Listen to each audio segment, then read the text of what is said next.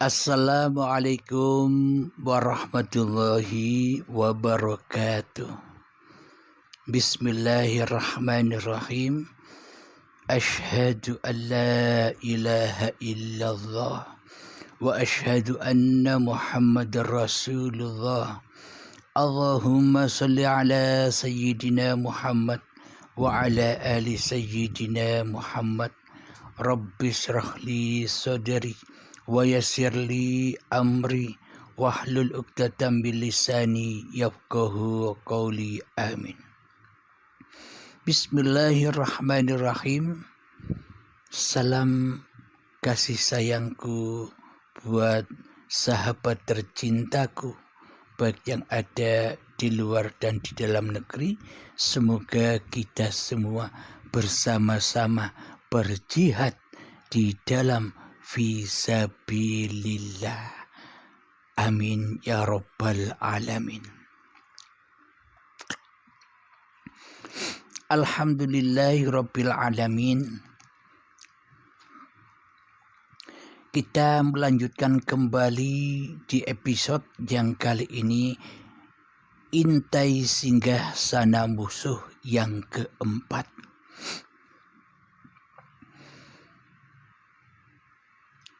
Jadi diutusnya Kanjeng Nabi Muhammad sallallahu alaihi wasallam itu supaya kita membenahi lagi akhlak-akhlak kita kepada Allah.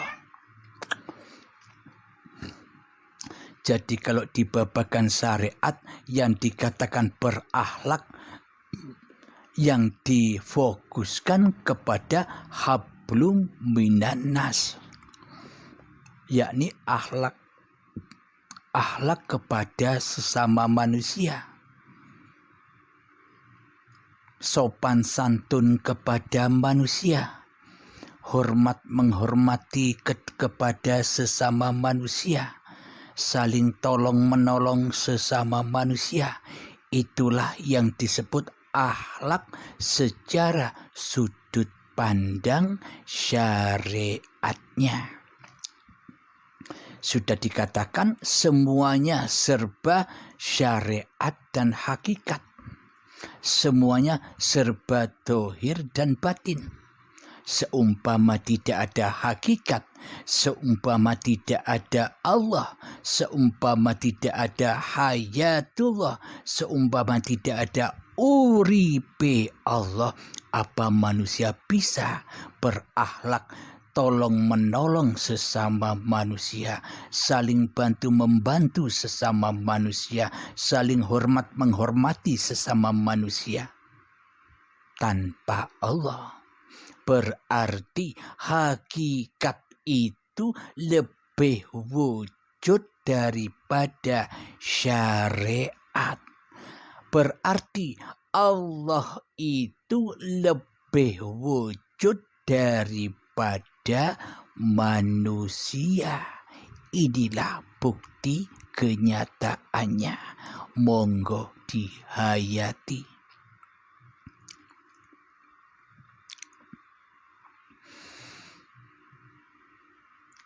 Jadi seolah-olah selama ini kitalah yang berkuasa atas hidup dan badan kita. Seolah-olah kitalah yang selama ini berkuasa untuk sholat, untuk ibadah, untuk beraktivitas. Itu secara sudut pandang syariatnya, sudut pandang badaniahnya. Tapi jangan berhenti di situ, karena syariat pun ada juga hakikatnya. Coba hayati, coba perhatikan kisah asal-usul badan tercipta ini. Seolah-olah yang merasa bisa, yang merasa berkuasa untuk makan dan minum kan diri kita selama ini, bukan Allah kan? Karena selama ini iman kita terbalik, karena selama ini hati kita buta cinta akan Allah. Karena selama ini hati kita keras melebihi kerasnya batu, maka ya diazab di neraka dengan siksa-siksa yang pedih, diperbudak dengan urusan dunia, ditakut-takuti dengan keberadaan ekonominya, ditakut-takuti dengan kemiskinannya, ditakut-takuti dengan kebodohannya, karena manusia sudah merasa jadi Tuhan daripada menjadi hamba. Karena manusia merasa jadi sang khalik daripada menjadi makhluk. Mari kita buktikan bahwa bukan manusia saja yang bisa makan dan minum, bukan manusia saja yang bisa sholat dan ibadah, bukan manusia saja yang bisa beraktivitas. Selama ini diri manusia kita sudah tidak suci lagi. Karena apa? Karena di hati kita lebih mentauhidkan hawa nafsu kita sendiri daripada mentauhidkan Allah. Lebih cinta mengesahkan iblis dan setan serta hawa nafsu kita sendiri daripada mengesahkan Allah di hati kita. Coba kita telusuri kembali dari manakah kita datang. Ketika cikal bakal badan ini dicipta oleh Allah, perjalanan di suatu malam dari Masjidil Haram tanah sampai kepada Masjidil Aqsa bayi yang diberkahi. Selama proses dari tanah sampai menjadi bayi, apakah cikal bakal badan ini tidak dimakani? Apakah cikal bakal badan ini tidak diminumi? Apakah cikal bakal badan ini tidak beraktivitas? Apakah cikal bakal badan ini tidak bergerak-gerak? Nah, jadi bukan di syariat saja yang bisa gerak. Tanpa hakikat, tanpa Allah takkan ada gerak, takkan ada pemeliharaan, takkan ada kasih dan sayang. Jadi ketika proses di dalam alam arham, di alam kandungan, kita pun dihadapkan dengan berbagai macam peristiwa. Ketika ibu kita tercinta makan sesuatu yang membahayakan atau yang bisa mendapatkan efek yang tidak bagus atas kehamilannya, kita didera ujian dan musibah di dalamnya. Dan ketika ibu kita mengkonsumsi susu, makanan yang sehat-sehat, maka kita di dalamnya mendapatkan suatu anugerah atau rezeki.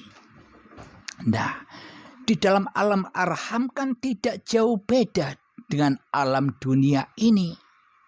Akan tetapi bedanya di dalam alam arham, kita malam, kita tidak ada, yang ada hanya yang maha suci. Subhanalladzi asra bi'abdihi lailam minal masjidil harami ilal masjidil aqsa alladzi barakna. Jadi saat di alam arham pun kita sama dengan berkeadaan seperti di alam dunia ini. Ya bisa bergerak, ya bisa mengalami kesusahan, ya bisa mengalami kebahagiaan karena pada saat itu Anda tidak ada. Pada saat itu Anda Adam. Pada saat itu kita masih goib, maka Anda tidak tahu itu.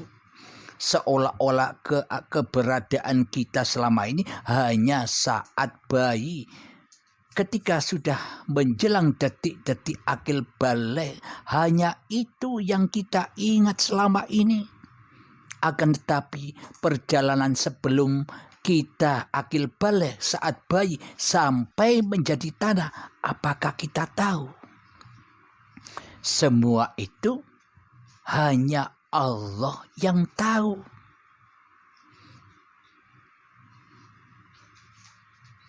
Jadi apakah mungkin dari tanah sampai menjadi bayi itu jalan sendiri, barang mati, tanah barang mati tanpa Allah, tanpa hayatullah, ya tak akan ada proses sampai menjadi bayi. Maka makrifatilah dirimu. Itulah yang dimaksud man arafa nafsahu. Jadi kembalilah ke asal usulmu. Hayati cerita cikal bakal keberadaan badan kita saat ini, yang selama ini kita akui bahwa hidup dan badan ini adalah milik kita, padahal bukan milik kita. Kita hanyalah sebagai tamu di dalam Masjidil Haram dan di dalam Baitullah ini. Masjidil Haram badan, Baitullah hidup. Kita di dalamnya hanya sebagai tamu. Wa ma khalaqtul jinna wal insa illa liya'budun. Jadilah tamu yang mengabdi, jangan jadi perampok.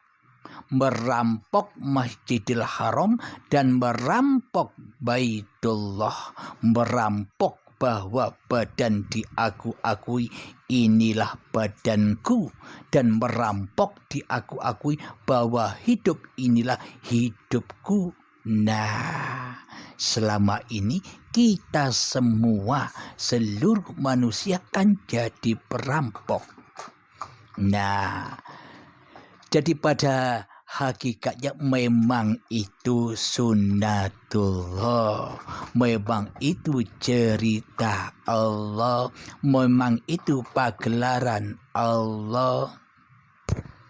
Maka janganlah gelisah, karena bagi hamba yang mau kembali kepada Allah, maka pintu rahmatnya Allah, pintu taubatnya Allah dibuka lebar-lebar bagi hamba yang mau kembali rojiun kepada Allah sebelum ajal tiba.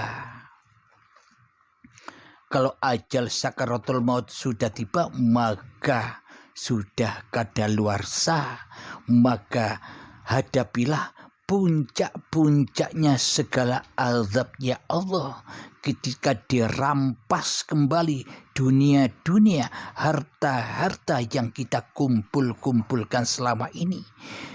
Ketika dirampas kembali hidup yang selama ini kita akui hidup kita, ketika dirampas dengan paksa badan yang selama ini kita akui sebagai milik kita, anak dan istri kita pun ikut-ikut membantu menyiksa diri kita. Karena apa?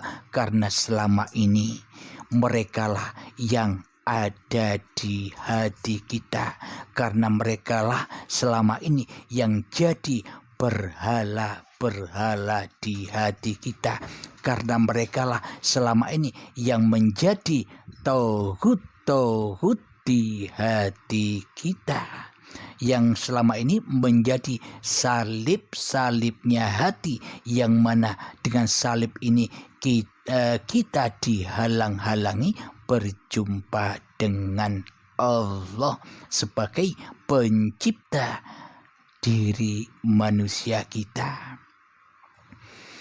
Jadi semua cerita yang ada di syariat itu hakikatnya pun lebih nyata.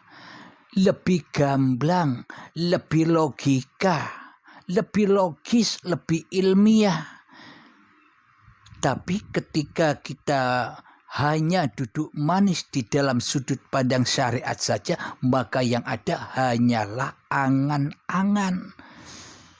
Beragamanya angan-angan, bertuhannya angan-angan, seolah-olah bertuhan di hatinya, padahal Allah digoibkan, yang wujud hawa nafsunya. Berarti selama ini yang jadi Tuhan hawa nafsu kita sendiri, tapi kita tidak sadar. Inilah, intailah singgah sana musuh-musuh kita selama ini.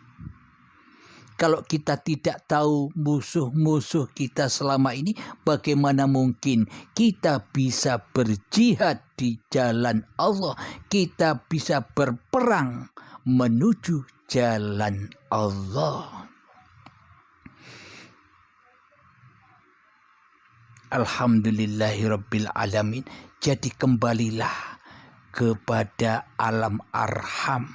Di situ pun yang menyuapi Allah. Apakah gumpalan darah, apakah gumpalan daging, apakah janin, bisa makan sendiri, bisa minum sendiri, bisa bergerak-gerak sendiri, bisa mengalami keadaan-keadaan sendiri. Ada baik, ada buruk di dalamnya. Kebaikan itu ketika ibu kita berkonsumsi 4 sehat, 5 sempurna. Sedangkan bala itu adalah ketika ibu kita memakan makanan yang tidak layak untuk kesehatan sang bayi. Jadi intinya sama. Masuklah ke dalam dirimu, maka nyatalah Tuhanmu. Bila kita masih berada di luar diri, selamanya yang jadi Tuhan adalah hawa nafsu kita sendiri. Selama kita hanya duduk manis belajar di dalam tatanan ilmu syariat saja, maka selamanya kita akan buta babakan hakikatnya. Kita akan buta babakan kebenaran yang dibawa oleh Kanjeng Nabi Muhammad sallallahu alaihi wasallam. Karena Allah itu tidak memandang rupa dan hartamu. Allah tidak memandang ilmu setinggi apapun ilmu syariatmu. Allah tidak memandang seberapa banyak amal ibadahmu. Dan Allah pun tidak memandang nasab-nasab, sanad-sanad kemuliaan manusiamu di hatimu. Tapi Allah hanya memandang yang jadi Tuhan di dalam hatimu, yang wujud di hatimu, yang hidup di hatimu, yang berkuasa atas hatimu, yang berkehendak daya upaya dan berikhtiar di dalam hatimu itu pencipta dirimu ataukah hawa nafsumu. Hanya itu. Ketika di dalam hati kita menggoibkan Allah, kita mentiadakan Allah, walhasil yang wujud di dalam hati kita adalah diri kita sendiri, adalah nama kita sendiri. Itulah hawa nafsu. Jadi barang siapa yang memperturutkan hawa nafsu di hatinya, maka derajatnya lebih rendah daripada hayawan. Itu diabadikan di dalam Al-Quran. Bila di dalam hati kita yang wujud, yang nyata, yang hidup, yang kuasa diri manusia kita, berarti derajat kita selama ini lebih rendah daripada hayawan. Bagaimana mungkin kita bisa menyembah, mengabdi kepada Allah. Sementara yang jadi Allah di dalam hati kita selama ini adalah kita sendiri. Nah, maka diturunkanlah manusia yang sempurna, insan kamil, yakni Kanjeng Nabi Muhammad sallallahu alaihi wasallam, agar dicontoh akhlak ilahiyahnya terutama, akhlak batiniahnya terutama, yakni berakhlak kepada Allah, bukan mensekutukan Allah, mewujudkan Allah di hatinya, bukan menggoibkan Allah. Bila Allah goib, pasti yang jadi Allah hawa nafsu kita sendiri. Seolah-olah Allah tidak bisa apa-apa. Seolah-olah Allah tidak bisa bersiapa-siapa. Yang bisa apa-apa, yang bisa bersiapa-siapa hanyalah hawa nafsu kita sendiri selama ini. Karena apa? Karena di dalam hati kita tidak bertuhan, melainkan ateis, tapi tidak terasa, tapi tidak disadarinya, karena selama ini kita dinasehati, kita dimursidi oleh iblis dan setan yang selama ini menyesatkan hati anak cucu Adam. Jadi sejak kapan manusia menjadi santrinya iblis dan setan? Jadi sejak kapan manusia jadi utusan iblis dan setan? Ketika datangnya detik-detik akil balik, itulah yang dimaksud Adam memakan buah khuldi. Adam memakan buah yang terlarang. Apa itu? Buah pengakuan dirinya. Mestinya Adam, mestinya tidak ada, kok ngaku-ngaku ada. Jadi terampoklah hidup yang diakui oleh hidup manusianya. Badan ciptaan Allah diakui badan milik manusianya. Selama ini kita memang kalau kita berkata aku ciptaan Allah, badanku milik Allah, tapi hanya dusta. Aplikasi di dalam hati kita mengaku-ngaku bahwa hidup dan badan ini milik kita sendiri. Itulah keateisan diri kita selama ini. Bertuhan dan beragama, beribadah serta sholat hanya menutupi keateisan hati kita sendiri, agar supaya manusia tidak tahu bahwa diri kita ini ateis, supaya manusia tidak mengolok-olok kita, supaya manusia tahu bahwa kita punya Tuhan, kita beragama, tapi hanya dusta. Di dalamnya selalu mensekutukan Allah. Itulah intai singgasana hati kita. Intai singgasana musuh-musuh yang selalu menyesatkan kita selama ini. Alhamdulillahirabbil alamin. Kita lanjutkan pada episode yang akan datang. Semoga kita semua, termasuk diri saya, dipahamkan oleh Allah Subhanahu wa ta'ala. Amin ya rabbal alamin. Rabbana atina fid dunya hasanah wa fil akhirati hasanah wa qina adzabannar. Wa sallallahu ala sayyidina Muhammad wa ala alihi wa sahbihi wasallam walhamdulillahi rabbil alamin. Akhir kalam, assalamualaikum warahmatullahi wabarakatuh.